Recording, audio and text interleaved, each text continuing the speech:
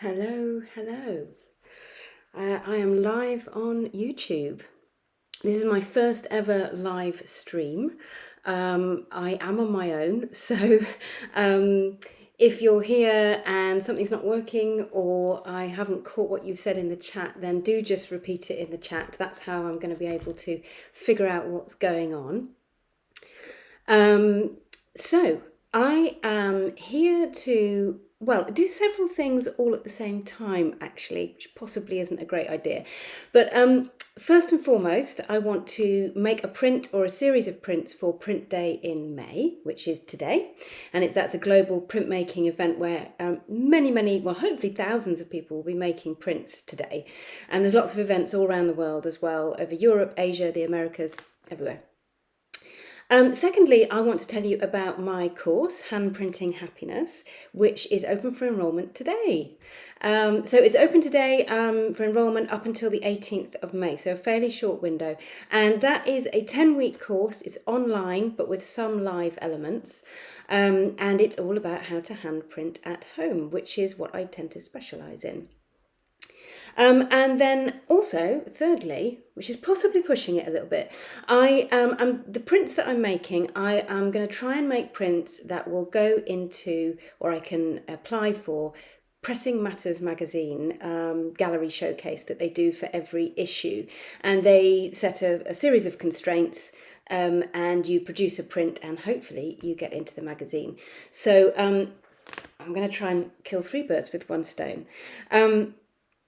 But first of all, if you are watching live, then do pop your name in the chat and where you're from and anything else you want to say, or just say hi. But Print Day in May, yes, so this has happened for many years now, and it's, like I say, it's a global event, and it's very simple. You make a print on Print Day in May. It's always the first Saturday in May. So that's today. And basically, it's a really nice way to kind of like join the printmaking community around the world, doing one thing together, which is really nice.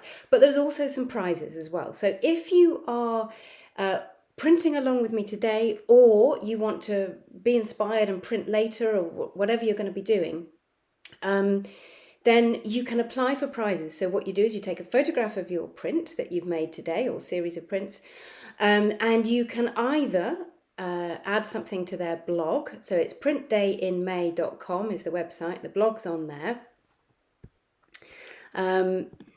Who's that? Hi, Edinburgh, Red Ring in Edinburgh. Yeah, so you can put it on their blog or you can put it on social media. Basically, you have to tag at Print Day in May so that they know about it, and also tag the sponsor who is providing the prize that you want to get, ideally. So I'm not going to go through all of them now. Go to printdayinmay.com. There's a page with all the sponsors on and all the prizes that they are offering, and you'll need to put the at whatever the sponsor is in your social media post or your blog post, and then you'll be considered for the prize. So for instance, I'm going to put in, I'm going to tag SD, who make the rollers that I use. I'm going to tag the JP Official, which is washi paper and Japanese paper, because I'm going to use some Japanese paper in my prints. I'm going to tag Speedball because I use their Barons. This is my very well-worn Baron, which I'm going to show you in a minute. And I'm probably going to tag Washi Arts as well, because they also make really nice papers and they're offering some really nice prizes. So that's what I'm going to do. So take a look at the website if you are going to make a print, and see if you can go for any prizes. Hello. We've got a few people here coming in. I've just said, probably before you came in, I'm on my own today. So I am looking at the chat, but I'm also printing. So I may not be able to respond immediately to questions. If I forget and don't see a question or a comment, then just put it in again. I'll get round to it eventually. Okay. Hello. Oh, we've got some early morning Americans with us. Brilliant. And Canadians. It's quite early morning for you, isn't it? I don't expect you to be sitting there printing along. So you can just gather some inspiration and then print later if you want to.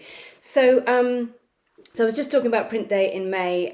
So it's a global phenomenon, and hopefully there's going to be thousands of people around the world making prints, taking photographs of those prints and uploading them either to their blog or to social media with the tags at Print Day in May. And if you want a prize, hopefully the prize award sponsor, you want to tag them in as well. So secondly, this is partly a celebration of my new course, Handprinting Happiness, which is open for enrolment today. So this is the culmination for me of a long time filming and editing and refining and sorting out, and it's finally ready for you. So it's hand printing. It's hand printing monoprint, hand printing printing plates, dry point collagraph, lino. It's taking print into your printmaking practice as well in lots of different ways. So it's 10 weeks online with some live elements. So if you get inspired by this or this piques your interest, take a look at my website, which is ruthander.co.uk, and you'll find all the details there, and you can click the button to enroll now as well, which is great. So I'll probably be chatting about that as we go along. I'm not going to push it too much, but oh, hello. We have somebody from Texas. Brilliant. Just past 7 o'clock. Woo! You're enthusiastic. That's great. Brilliant. Hello everyone watching live. So the other thing that I have decided to do with this live, or this hand print, is I'm going to try and make some prints for Pressing Matters magazine, which I've got one here. Oh, that's probably backwards to you, isn't it? I'm not sure. Pressing Matters magazine. And they do a showcase each issue. I'm just trying to find it in here. Here we go. And they usually they specify a constraint. So for this issue, it was red. So obviously, as you can see, we've got lots of red and black prints there. And this issue coming up, the next one coming up, is pink and blue. Now, I love a constraint personally, so that's perfect for me. It just takes all the decision making out of things. Easy decisions, that's what I like, easy wins. So I thought, brilliant, do you know what? I'm going to go with that. I'm going to go with pink and blue for this. And hopefully I'll produce something that I can send in for their showcase. If you also want to do something like that, then again, it's a matter of taking a photo of your piece of work, putting it onto Instagram, tagging at, where have I written this down? At Pressing Matters Mag, hashtag Pressing Matters Insert 31, and also email it to hello@pressingmattersmag.com. There's a lot of information to take in, I know, but if you go to the Pressing Matters Instagram or their website, it's got all the information on there as well. So if you fancy joining in on that, please do. One of the reasons I decided to go with their constraints is that I went to Japan exactly this time last year. And you know what? I haven't managed to make any work since I got back. And I've got this to-do list of things I want to do. But what I really wanted to do was do some prints inspired by the cherry blossoms at night in Tokyo. So they look beautiful lit up, and they have these sort of pink neon lights around as well. So I will show you my colours in a minute, but actually I can show you them now. Why not? I think this amazing software that I've got, I can show you what I've got. Yes, okay. So I have gone for a very, very dark blue, which is going to be the night sky. I've gone for a soft cherry blossom pink, and as neon as I can get, bright neon pink-ish, and that's going to be the neon colour. And of course I'm using Japanese paper. I've pre-cut some Japanese paper.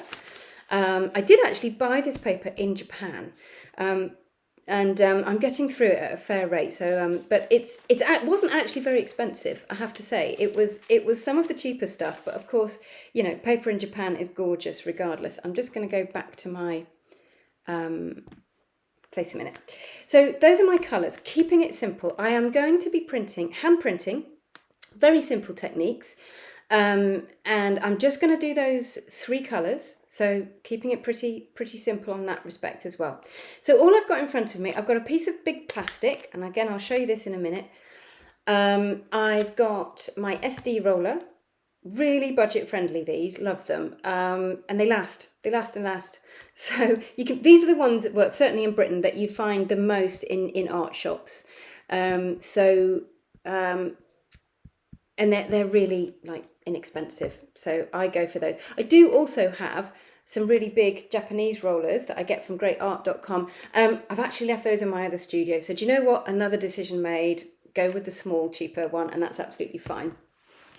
And the other thing that I'm using is my Speedball, very well worn, as you can see. These are supposed to be clean as a whistle. Very well worn Speedball Baron. And these are just, again, I've had this over a decade, definitely, and it's still working. It's still absolutely fine. No fraying at the edges, which is what you sometimes get on others. So I'm not being paid by them, by the way. It's just a really, really good tool, and it's going to be applying even pressure to the back of my paper as I print, so to take my print. What else have I got? And the other thing that I might well use, I have pre-cut a little stencil here, a little cherry blossom stencil, and this is just greaseproof paper, really thin, and I'm hoping to use that towards the end as well. Now, is there anything else I need to tell you before I begin? I don't think so. I think I'm going to change my view, so hopefully you are going to see my stuff. Oh, hello, Rowan. Yeah, no worries about being late. There's no late here. Anyway, this will be up on my channel, hopefully afterwards, so you can catch up then. If for anyone else that's a little bit late, just to let you know, this is print day in May. So if you want to know more and you want to print along or print later on today and send your stuff in, go to printdayinmay.com. It's got all the stuff, all the information you need to know in there. And basically the thing is, make a print, take a picture, tag print day in May. That's what you need to do. If you're interested in my course, Hand Printing Happiness, go to my website, ruthander.co.uk. Loads of information there. And by the way, the course covers more than this. What I'm going to be doing is very simple monoprint today. Well, it's as simple as you want to make it, but yeah. And thirdly, I'm going to be making a print using blue and pink to try and make a print that I can send in to the Pressing Matters Mag gallery showcase for the next issue. So trying to kill 3 birds with 1 stone. Okay, right. Let's get my overhead view. So hopefully you're going to see all that. So I've got my colours and I've got my paper. I've pre-cut some paper here, Japanese paper. Lovely textured side. There's one textured side, there's one smoother side. I might actually try both, printing with both actually, because it really doesn't matter. I think you're supposed to print on the textured side, but you know, it can have a really nice effect on the smoother side as well. So this is my palette. I've actually got underneath here, this is a piece of plastic. I know it's a bit difficult to see. It's my very dirty, messy piece of plastic. It's just a piece of Perspex. But I quite like keeping all these marks on it, to be honest, because it makes nice little uncontrollable marks when you actually print. And I often do that actually with dry point plates as well. I often do dry point etching, and I often will use an old piece of like metal or plastic or something like that to print with, and you get all these little marks that are just beautiful, and I call it sort of lo-fi, like a lo-fi record. Kind of scratchy and nice. I like that. So what I'm doing here, this is oil paint. I tend to use oil paint. Hello Israel. And I love oil paint basically. The colours are great. They're my favourite colours, and that's partly why I use them. I do love oil-based ink, got to admit it.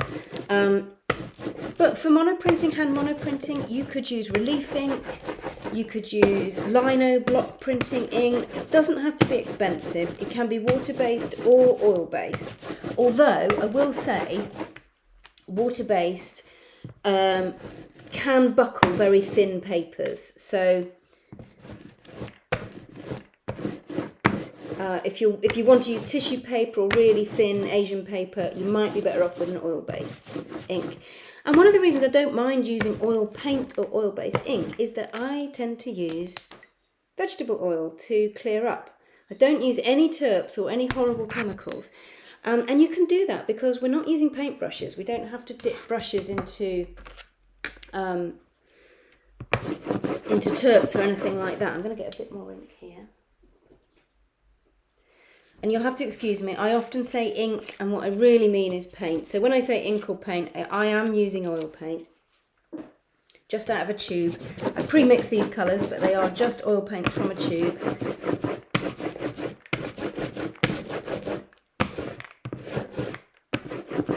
So what I'm going to do, I'm going to be working wet on wet. I'm going to do an underlayer. This is my underlayer. This is my very soft cherry blossom pink. That I'm going to use as an underlayer, my first layer. Now, I'm going to need a bit more ink, I think, because what I'm going to do, I'm going to try and get a few of these little pieces of paper on all together.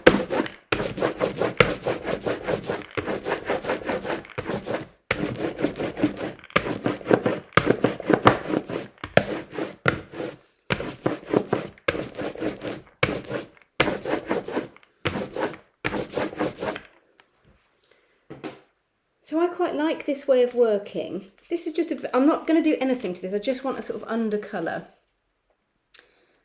I like this way of working because each print is different. Let's just see if I can get these. I quite like edges. People that know me know that I love my edges. So I'm going to kind of include those in the print actually. See if I can get some nice edges.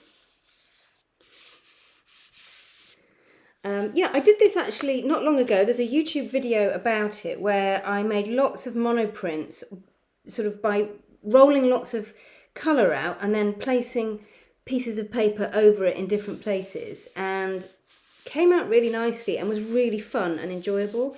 So what happens is you end up with quite a few quite abstract pieces, and that's probably what I'm going to be doing here, even though it's sort of vaguely based on these images I have in my head, and I do have some photographs of the cherry blossoms in Tokyo at night. They're probably going to be pretty abstract, to be perfectly honest. Now then, one sec.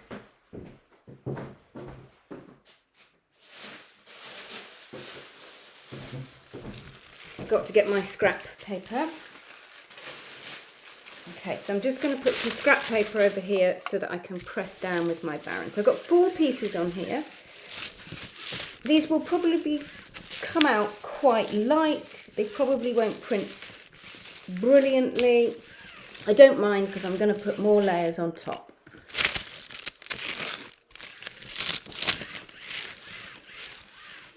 So just applying an even pressure here. So normally I play around a bit more with my ink, to be honest, and those of you that have seen me printing before or come to one of my lessons will know that I do play around with ink a bit more usually, but this is just, like I say, my underlayer. So I'm not, oh, that's come out really lovely actually. Now the great thing, I don't know if you can see that, let me just, the downside of cameras, but there's actually some really beautiful texture in there. And that is just the paper. It's because it's Japanese paper and Asian paper in general. Just gives you this gorgeous, gorgeous texture without trying. So you again, this is something I love. Easy wins. You know, I'm not doing anything that interesting with this. And again, I don't know if you can see that. Possibly not, but it's just imparting this lovely, lovely soft texture. So that's a really nice start. So I'll stick with those 4 prints. That's a lovely colour as well, really, really soft pink. And again, actually I can see that the camera's bleaching that out quite a lot, but in real life this is quite pink. So oh, I'm really tempted to take a little ghost print of that, you know. I'm going to give it a go, why not? I'll get my scrap paper here. I love a ghost print. So for those of you that don't know,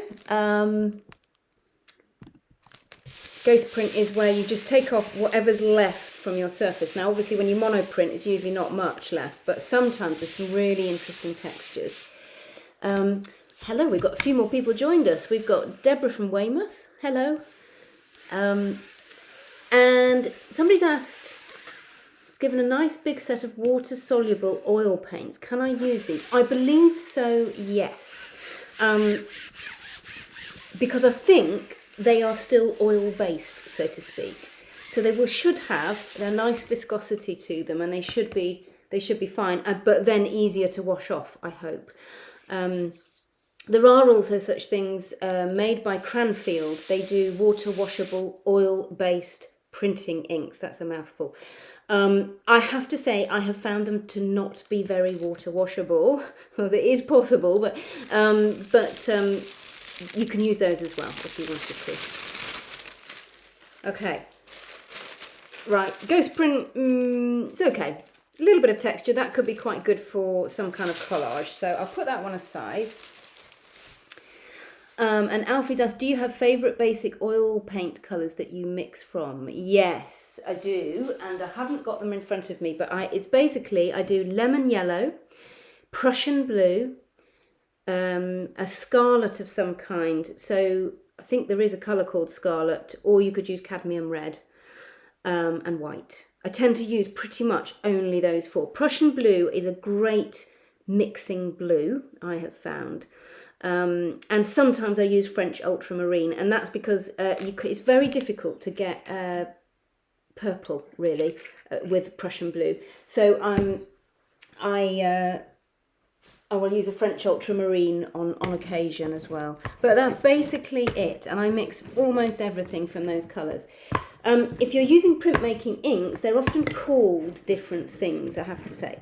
So you'll often get things called cyan or mixing blue, or, you know, things like that. Basically, a Prussian blue is a very dark blue, so I tend to go for quite a dark blue, quite a warm blue. A scarlet bright red rather than a magenta. I prefer that to a magenta. And a lemon yellow rather than a warmer yellow. So yeah, that's what I tend to go for. So I think I'm not sure if I'm saying your name right. I'm not using tissue paper, I'm using Japanese paper, because I'm going to try and make some Japanese images, or inspired by my trip to Japan last year. So that, hence cherry blossom pink, and I've got quite a sort of, I've got a really bright neon-y pink, and I've got a dark blue. So the idea is these are going to be prints of the cherry blossoms at night in Tokyo, but they might be quite abstract because I'm just going to go playful and fun here. So I'm not going too figurative. I'm just being inspired by the colours and the feel. Hello from Ireland as well. Ah, hello. And Austria. Hello. This is getting very international. Good to have you all along. So you can just use this as inspiration, you can just watch, or if you want to print along as well, you can do. Those of you in the Americas, you've still got the whole day of print day in May to think about what you want to do, or print something. Or just watch and see what everyone else is doing. That's the nice thing to do. So, I didn't explain what I was doing there, but I was clearing up my first colour, and I just use vegetable oil and rags. So I collect rags. Great if you've got a growing child like I have, because I can use their old clothes and things like that. So that's how I clean up. And in actual fact, I often use oil and rags, even for the things that call themselves water washable, because I just find it a lot easier. It seems to clean up better. So the next thing I'm going to do is I'm going to use my really dark blue, Prussian blue. I think I've put a little bit of red in there to darken it even more and make it even slightly vaguely more purple, but not really. These, by the way, I just use these cardboard spatulas. It's old mount board or bits of mount board that have been cut away when I'm, mounting things up, framing things up, and I can't use them for anything else. They're great for spatulas, so I have tons of them.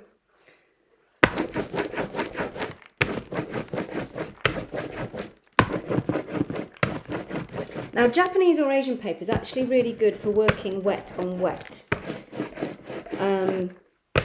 because it's really, really soft paper. The ink actually sinks into the paper, so it's not just sitting on the surface like it often does with, say, tissue paper or other types of paper. And it means you can just go a little bit further with your wet on wet. You can do a few layers and it won't go too murky on you. Okay, just had a bit too much ink on there, so I'm just taking a bit off and I'm just going to even it up again.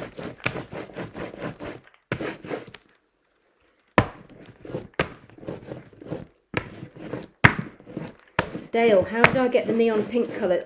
Well, by sheer luck, I had a very old half tube of rose madder, which is quite a bright pink.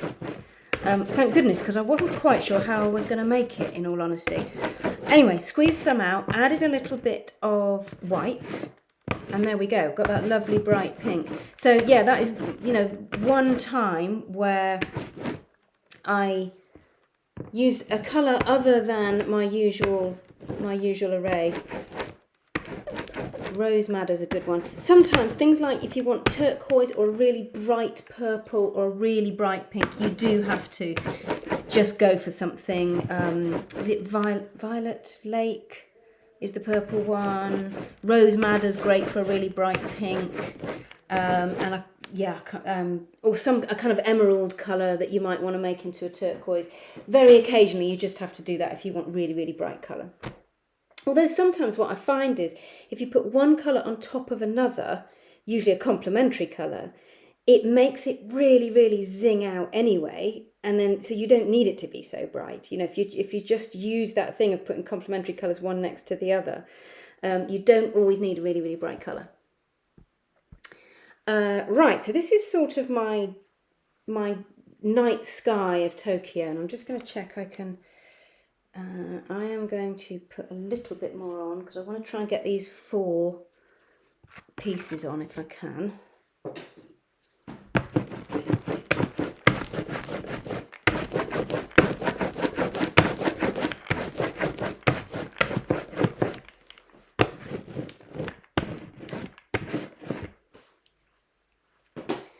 Okay, so what I'm going to use here is some cotton buds. Got lots of cotton buds, and I'm going to take some of this ink off. And I've got some kitchen towel as well. So kitchen towel, I tend to sort of kind of fold it up like that until I've got a point, which is a bit like using a cotton bud really anyway. And what I'm going to do, I think, is I am going to kind of take some ink off, sort of in the shape of a cherry blossom tree. But of course, each piece of paper is only going to pick up parts of this, so it will be quite abstract. I would quite like each piece of paper to pick up something quite interesting if I can. So I'm just going to start off with the kitchen towel, and then I'm going to use cotton buds to take a little bit more off, I think. The cherry blossom trees in Japan were so gorgeous at night. So they sort of plant them en masse in Japan for exactly cherry blossom time, so that when they all blossom at the same time, it looks absolutely amazing. But then at night, it looks even more amazing because they light them up from the bottom, and the cherry blossoms just look incredible. So I'm going to switch over now to So I don't want this to be sort of bright white or bright pink actually, because this is sort of the trunk of the tree or the branches. So I'm not taking absolutely loads of ink off here. What I'm going to save that for, I think, is I'm going to use the pointy end of this cotton bud to take off as much as I can. That will hopefully look a bit like cherry blossoms. So wherever I'm taking ink off, I guess fairly obviously is not going to print the blue colour.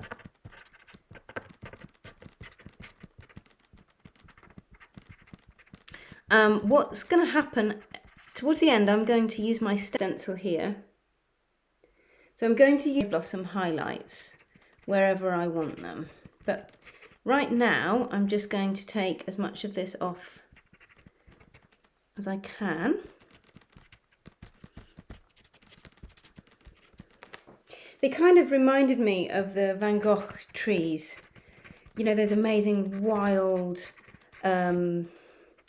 energetic, usually peach trees or something like that, that he painted, just reaching up with energy into the sky, and that's what I loved about them. Or maybe he taught me to love them. So this is the slightly menial bit, just taking off lots of ink. But what's going to happen is that nice cherry pink is going to show through, I hope.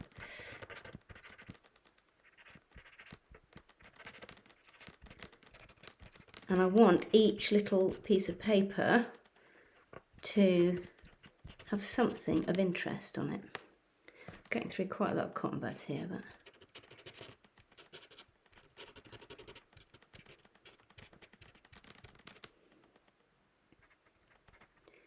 kind of want that nice energy coming through if I can. So Alfie's asking, is there a good way of knowing if the ink is too thick or thin when you roll it out? Yeah, well, the best way is listening, believe it or not.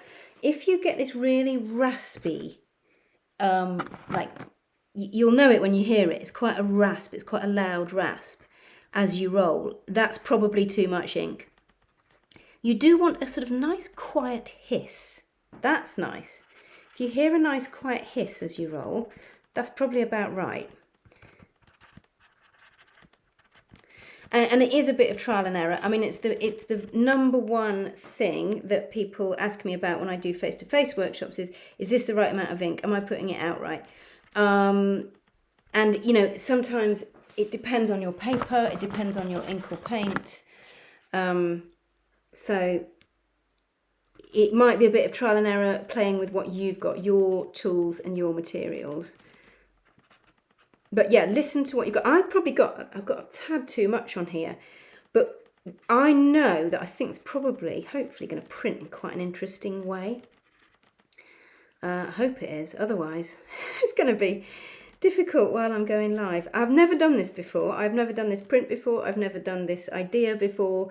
So, I mean, it's a little bit hair-raising, I've got to admit. So forgive me if it all starts falling apart at some point.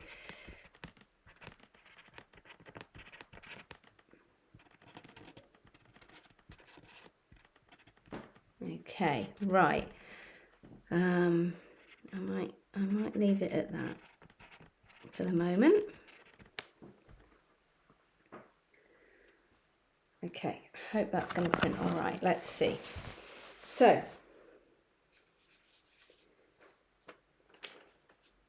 I'm going to place my paper over.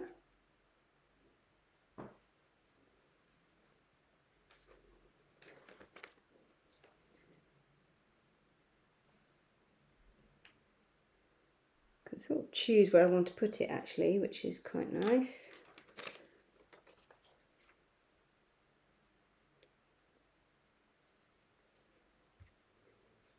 Now one of these, that one, is printing onto the shiny side of the paper. So we'll see. Just gently pressing that down. Got really mucky hands now, as you can see. That's not particularly helpful. Right.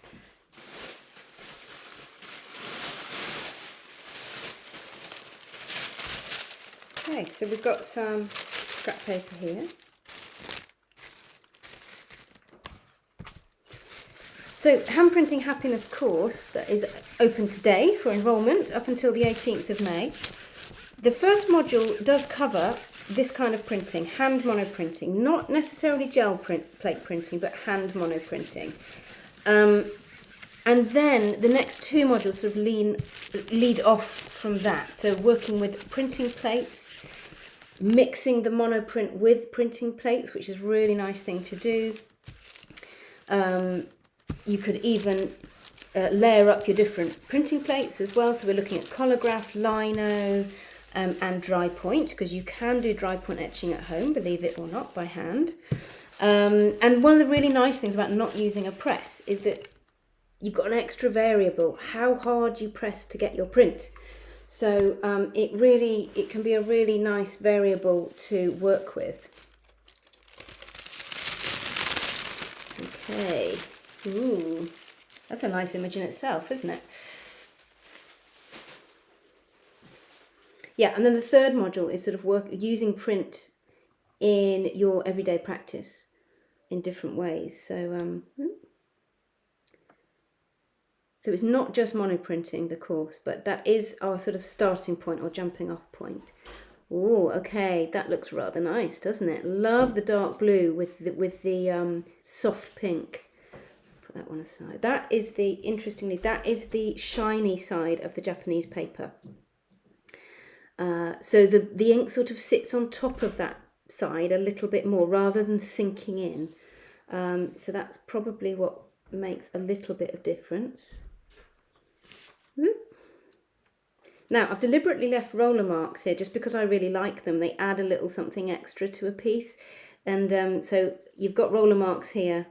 If you don't want roller marks, use less ink, basically. That's your first thing. I did use rather a lot of ink here. Yeah, just use less ink, really. You build up your layers slowly with less ink. But I have actually learnt to love my roller marks a little bit. I am quite DIY, I'm quite low tech. I don't tend to follow the rules. So, you know, that's, other people would say, oh, you can't have roller marks, but I'm quite happy with them. I think they just add, like I say, a little bit of lo-fi interest.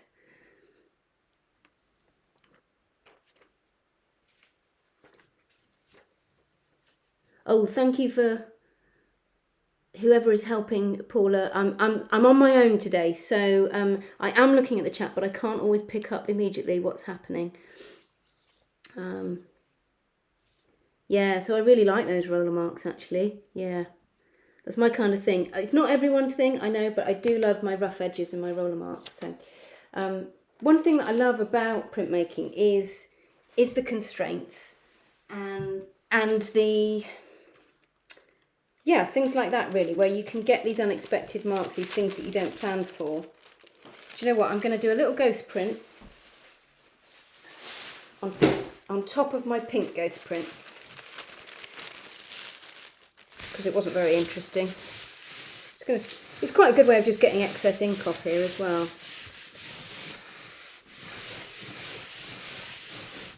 So I use my ghost prints for all sorts of things. If you watch my videos, you'll see I use them I sort of collage them into dry point etchings. I use them as chine collé. I put them into sketchbooks as a sort of background. Should just use the barrel there. But you can see with tissue paper, which is what this is, you can just use your hands almost to take a print. Ooh. Right, there you go. Unexpected nice ghost print. That's a keeper. Right, so we'll put that one aside. Okay, I'm going to do a quick clean up, and what I'm going to do is I'm going to try some of this neon pink. Now, what might happen, I suspect, is that the neon pink may not be that bright because we're working wet on wet. So I'll put it on. If it doesn't work really brightly, what I'll do is I will wait, let everything dry, and then try again. So that's something to try. If you are working wet on wet and your colours just aren't doing much for you, maybe it might be time then to let things dry.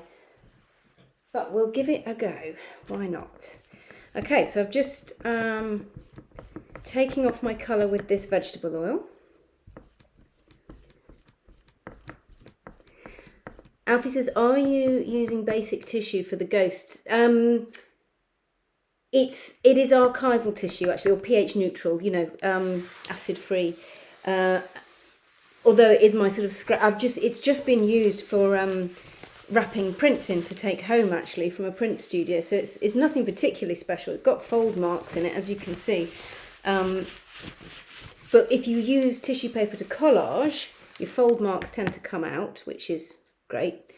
And you can sort of get the fold marks out. You can even iron it if you iron with a tea towel in between the iron and the paper, or you can flatten it under books. Another reason why I kind of love tissue paper actually. Now don't do what I'm doing. I've got my prints on the side here. I should really put them right aside so they don't get any ink on them, but don't do what I do, do what I say. Okay. Now, one little top tip here when you're cleaning up, you might have found this if you already print anyway, oil and colour tends to get stuck in these end bits of your roller. So I get a bit of kitchen towel or something really absorbent and I stick the corner of it right in there to get as much of that out as I can. Because it's really, really annoying if you get a different colour all over. Like I don't want a dark blue in my neon pink basically.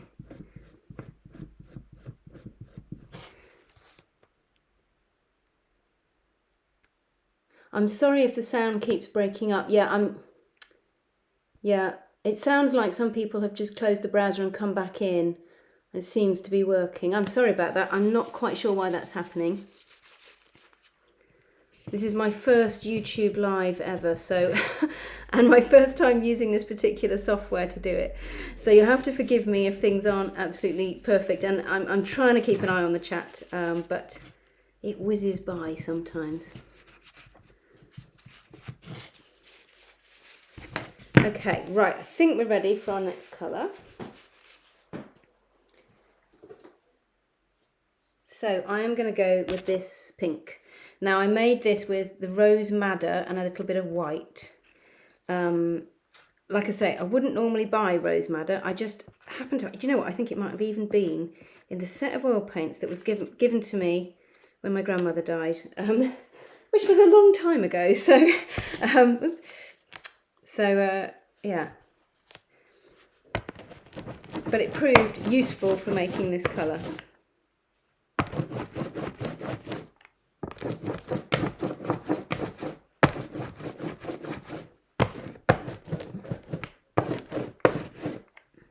Now, what I am going to do is I'm going to place my papers on here and then push onto the back, draw onto the back.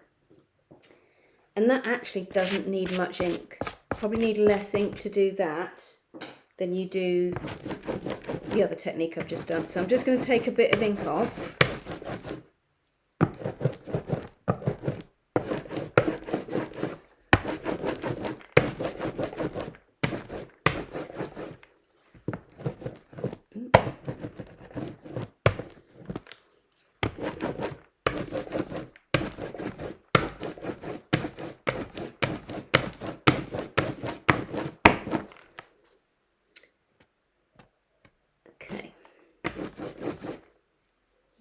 Okay, and this doesn't actually have to be perfect because I'm not going to take a print of this exactly. I'm going to just press onto the back to get some nice lines, I hope. So this is inspired by the cherry blossoms being lit up in Tokyo at night. And they had this pink neon, strings of pink neon lights. So that's what I want to try and get. These are quite abstract, they're relatively abstract. I just want this little string or line of the neon pink, hopefully. Oh, hello, Selena from Australia. I didn't think I'd get anyone from Australia because it was too late. Yes, you probably should be in bed. Oh, why not? A little bit of printmaking before bed, you know. Okay, so I'm going to place these back on. Is this too much ink? So this is me questioning myself now. I think it was Alfie that asked about that. There was a nice hiss to this. About the right sound, but what I don't want is this to get over all that nice lovely print that I've just done. I just want the lines that I'm making. That's all I want. So fairly thin. Okay. Now I might do this in 2 batches actually. Yeah, if I put that one and that one. Okay.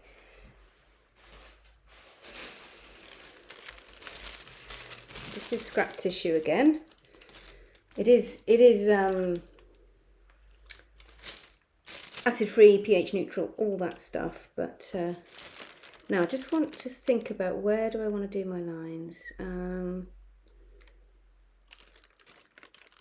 Might even just literally do a line. I'm just using the end of a pencil here.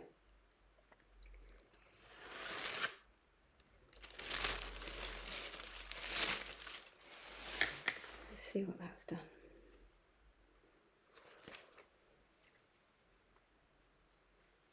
Yeah, nice. Now you can see actually that is not coming out really, really bright. And that is because you can see probably on the camera, it is merging a little bit with that dark blue.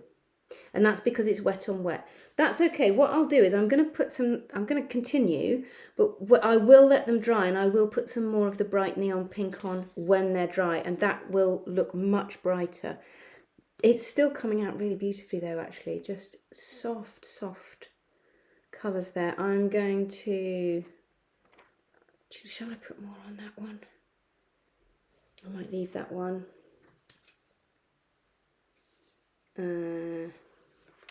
Okay, sorry, being a bit indecisive here. It's probably not the best thing to be when you're live on YouTube. Right, just going to do another line here.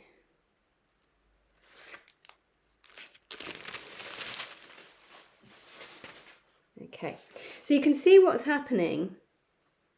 Yes, the line is coming out, but also, I think you can see this, some of this pink is sticking to the other bit of the paper where I wasn't pressing down. Now I quite like that because it's giving it a pink glow, and that's what I wanted anyway. But you can see that if you don't want that, you need to have a really small amount of ink on there, you know, like really thin. Okay, let's try this one. I can't remember which way up these were supposed to be now, but I don't really mind because I'm kind of entering into the abstract phase. So, okay.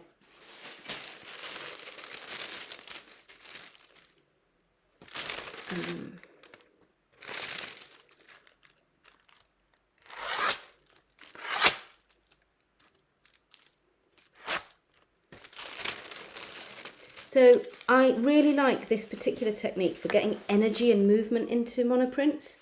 So that's why I kind of just go for it. I'm quite gestural because hopefully that will transfer to the actual print itself.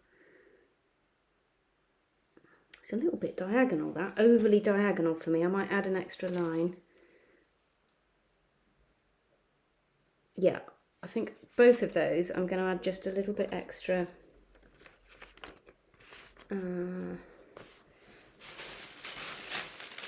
We're on 10 to 2. Okay, we're fine. So you could use the end of a pencil, you could use, I often use the end of a knife handle.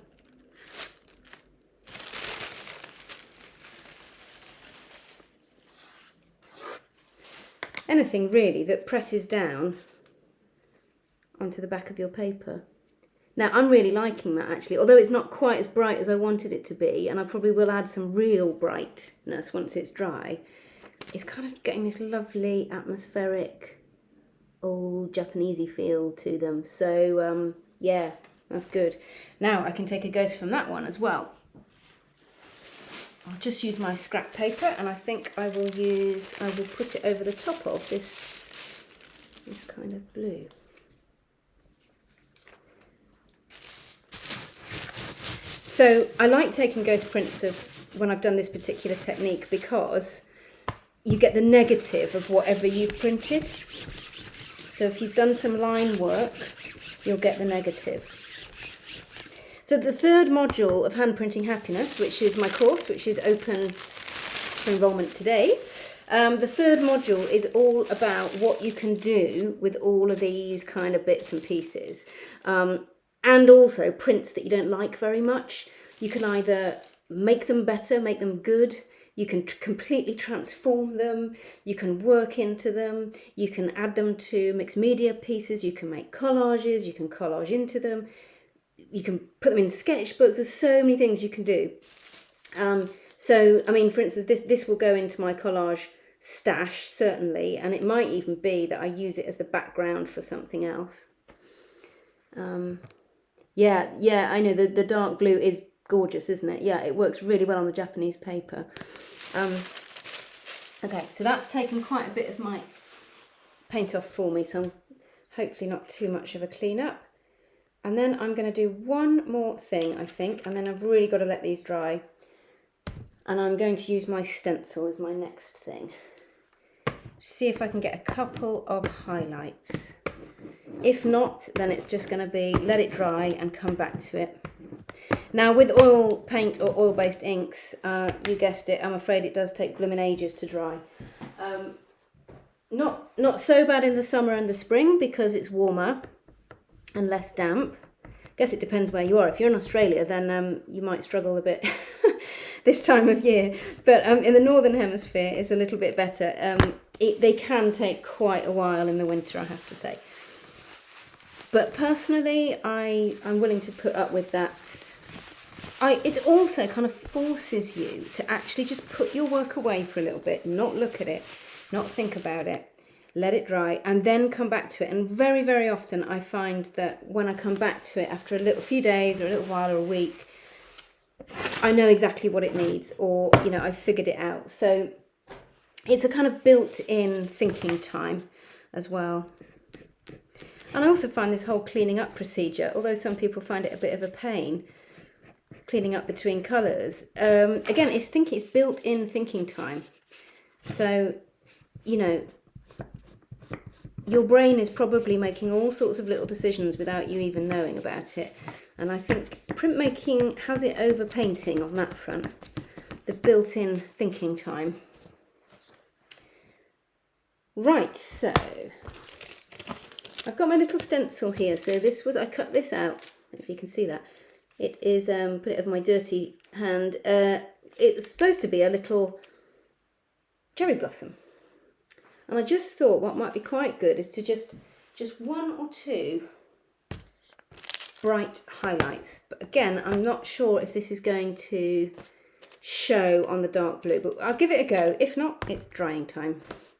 So the way I'm going to do this, you could use a little sponge, you could use anything really. I'm going to use a little bit of kitchen towel here. And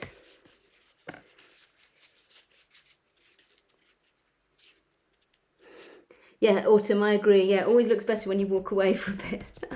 Absolutely right. I'm a big fan of putting things away in drawers or letting them dry and just not thinking about them. And then suddenly your eyes can actually see things afresh. So I'm just dabbing this sort of, I made a little pad with the kitchen towel. Could be a rag, could be a sponge, anything really. And I've got a bit of the nice light cherry blossom ink on here. Just going to see if I can get one here. This is just greaseproof paper that I'm using. I use it for lots of things. Very, very useful. Okay, that is coming up as a highlight, but it's not brilliant. Let's have another go.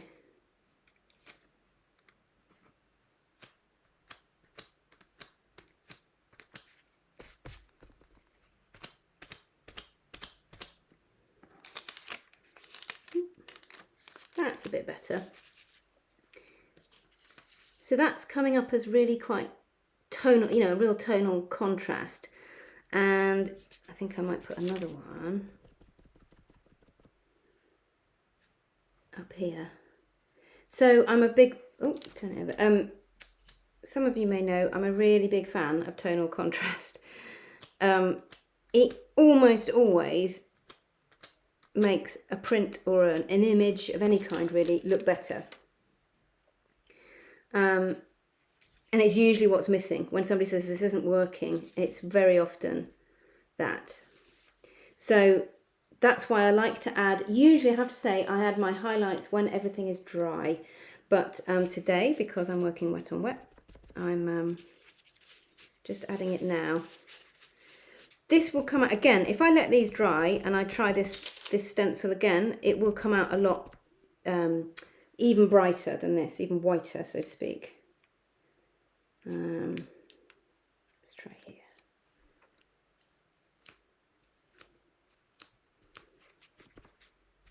And you can see, I don't know if you can see, but the blue is coming through quite a lot. So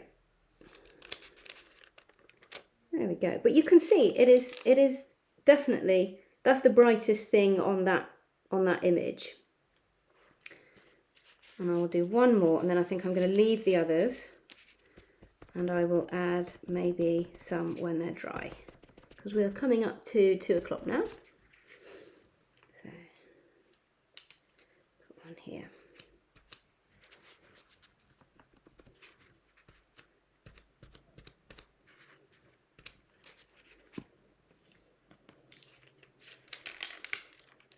Okay. Right, so that is, I think I'm going to leave that as the end of my monoprinting session. So if I just put these, so far I've got these 4 little abstract, kind of abstract, semi-abstract pieces, which I'm quite pleased with. And I think what I'll do is I'm going to put those away in a drawer like Autumn suggests, and come back, look at them, add any highlights or tonal contrast that I want, and I will probably put just like a little bit of a bright neon pink on there to just really bring that out. So Alfie asks about the course, and will it have any initial gathering of inspiration and how to use that to inform the prints? I haven't actually made a video of how I gather inspiration, although I'm considering adding one in.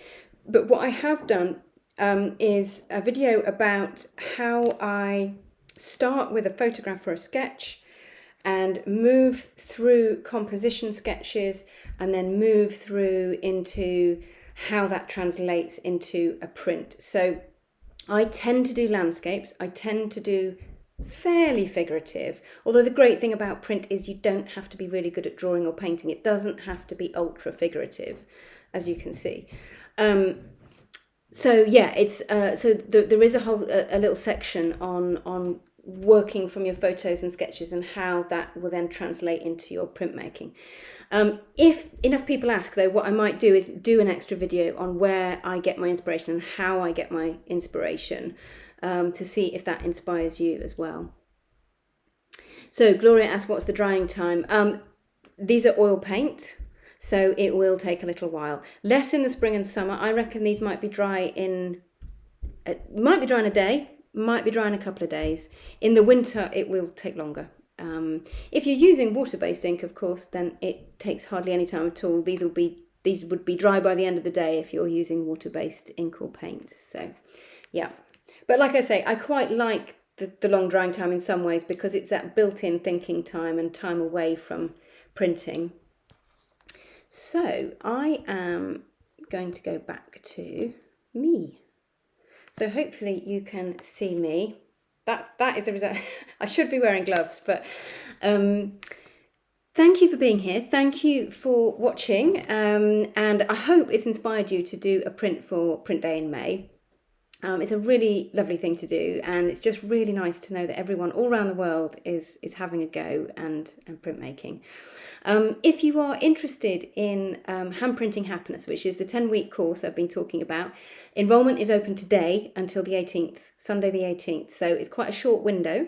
It's not just monoprint, so it starts with monoprint and then we move into working with printing plates, collagraph, lino, dry point, and then we move into how you can take printmaking into your practice and what you can do with all your prints, how you can transform them, how you can use them in any number of different ways. So it's pretty comprehensive. You can take it as a beginner, although I would say you have to be willing to dive in because this, just have a go. And actually I would say that to the people that have printed before as well. Don't worry too much about outcomes to start with. Just open your mind, loosen your practice, and go with it. And it's a really lovely flow from hand monoprint all the way through to slightly more intentional prints, all the way through to what you can do in your practice as well. So if you're into that, ruthander.co.uk is my website. You'll find the way to enroll on there if you want to do that. If you want to join my mailing list, please do as well. That means you get sort of regular emails from me about every 2 weeks. There's new writing on art. There is new artwork to inspire you. There's all sorts of printy things that I think you might want to know about. It's a really useful email if I do say so myself. So you can also sign up for that at my website as well. Okay. Right, just checking the chat. Yes, Tilly says, I love the experimental and chance. Yes, that's the joy of it. That's the joy. And monoprint is full of it. You kind of have your constraints and then you kind of just let chance play its part. So yeah, that's what I love about printmaking. I hope you do too. Rowan, I'm gonna see you on the course. Excellent, that's good. And Paula, it was so much fun. Brilliant. I'm glad that's what it's all about. So I had fun too, actually. I really enjoyed it. So I think I'm going to end it there, unless there's any other questions that people want to chuck in the chat before I end the live stream. Then put them in now. Great. I'm glad you enjoyed it. And I hope it's inspired you as well to do some printing. So I'm going to say goodbye, and I will see you all soon, hopefully.